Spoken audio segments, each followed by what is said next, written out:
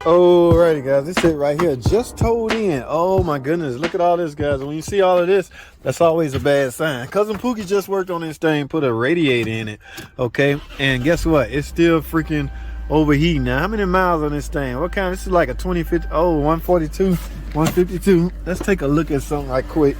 I want to see, did Cousin Pookie in fact do a radiator, okay? Now, yeah guys, looking at that looked like a new radiator, right? Right, okay, but I don't know, I just started it up. Shouldn't have no high pressure. Okay, yeah, full of coolant, my reservoir's full. Guys, we gotta go on a test drive. First thing I need to do is duplicate it to see if it's overheating. All right, if it's not overheating, then there's no problem. Damn, Cousin Pookie didn't put nothing back on. Shame on this guy. All right guys, let's do this. Let's go test drive. This seems like a safe enough car to test drive. Let's get it. Alrighty guys, y'all see where I'm at, man? This is the worst feeling, man. Y'all see that temperature in?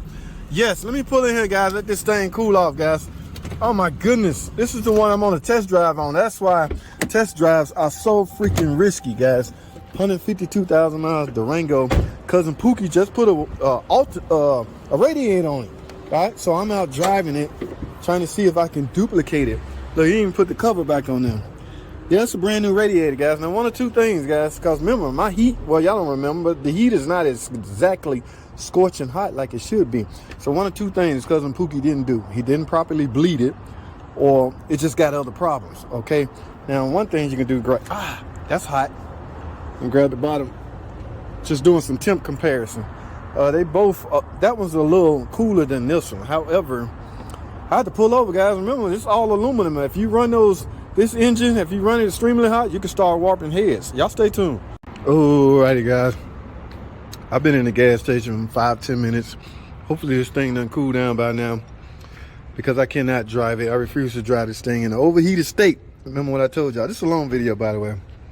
It's all aluminum engine. Cannot withstand any kind of excessive overheating. Man, you would get symptoms like blown head gaskets, and people actually go in and replace head gaskets. These are multi-layered steel head gaskets. All right, what are the chances this soft aluminum cylinder head is giving out before those multi-layered steel head gaskets give out? Great. Yeah, not that the head to give out, it just warp. Okay, remember guys, it's soft aluminum. All right, it'll try to expand once it cool down, expand or retract back and forth. It will never be the same once they overheat. That's why a car, when I get a complaint from a customer and it has once excessively overheated, they done. You get an engine. Okay, you're gonna get an estimate for an engine from me. All right, now, like I say, the only history on this thing is Cousin Pookie. Let me see, matter of fact. Yeah, that look new. That's new, guys. That radiator. We just had the radiator replaced. That's what she said. I said, who did it? Let me guess. How'd you guess? Yes, Cousin Pookie. Well, anyway, guys. Now, if they replaced the radiator because...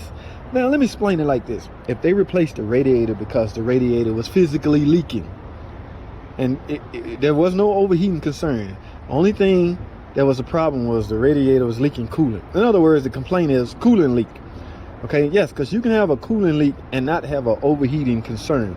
Let's say the complaint, she took it to Cousin Pookie and told him, I see coolant all over the ground.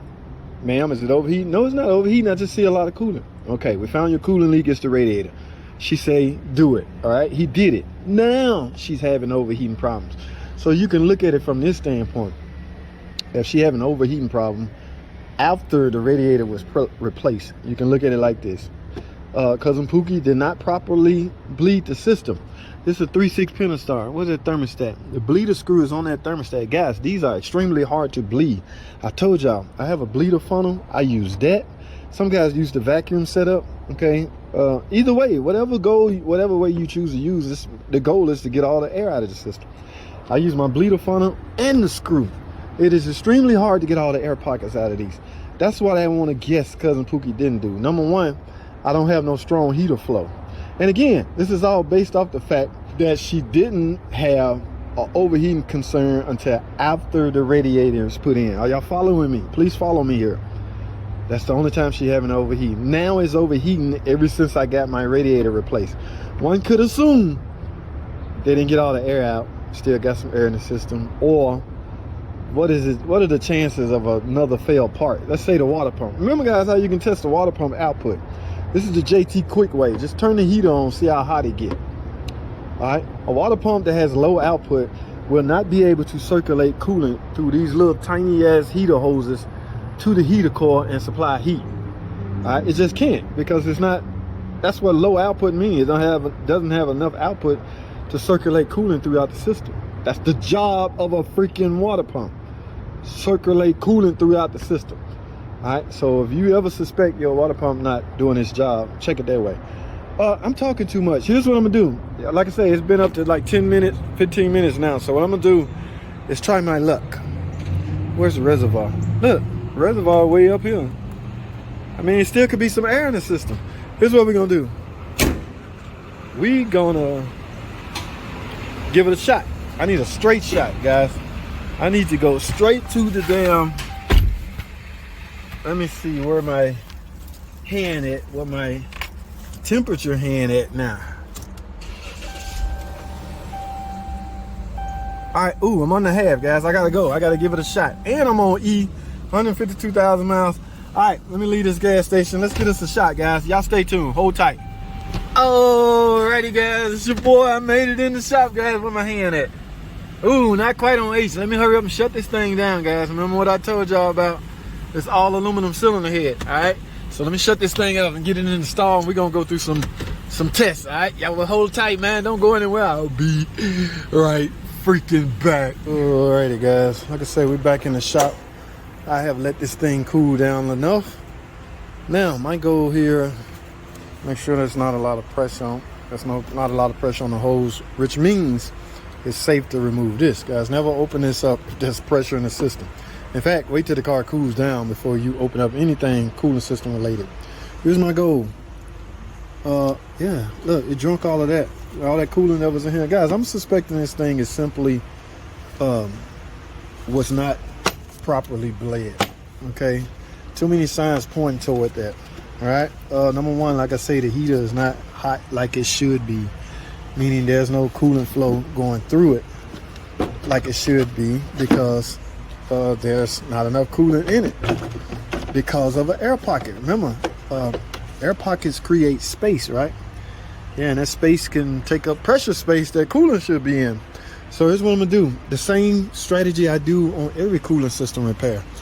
I bleed it. All right, everybody bleeding procedure varies and different, guys. The goal is to simply get all the air pockets out. So whatever way you like to do, or whatever way you have put in place, just do it. Okay, that's what I'm thinking happened here. Guy simply did not properly bleed the system. She didn't have this overheating problem until after the radiator was done. All right, so what does that tell you? Right, so let me do this. Let me go get some coolant. Remember, guys, I pull double duty. I use my bleeder funnel as well as the bleeder screw right there. Loosen that. And I want to see, so what I'm gonna do is measure how much go in. If I take almost a gallon or half a gallon in, yeah, it was simple. The system was not full, but I don't know yet. So let me go grab some coolant and my Phillips head screwdriver to unloosen that bleeder screw and see what happens. Y'all stay tuned.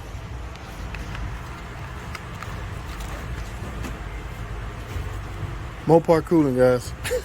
Only Mopar, no par parts only. Okay, none of that other coolant. See, I thought I was gonna say something else then. Y'all ain't tricking me.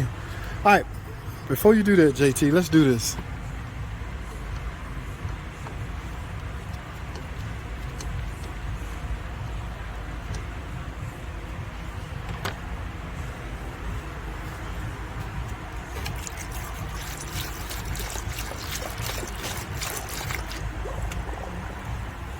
Wow, y'all see that? Guys, this is drinking way too much coolant. Let me look at my, it hasn't started coming out yet. Guys, this is a chances are, this is a big chance this was my problem. Damn Pookie just didn't bleed the system.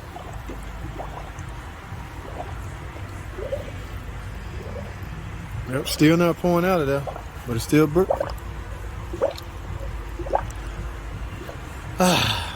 feels so much better. And it don't take much, guys. That's the thing. Okay, in some brutal extreme cases, look at that. It's still not it's not coming all out. There's still some air pockets. Okay, now how do we get that remaining air pocket out of there? In some cases, extreme cases, I would start the car up and run it.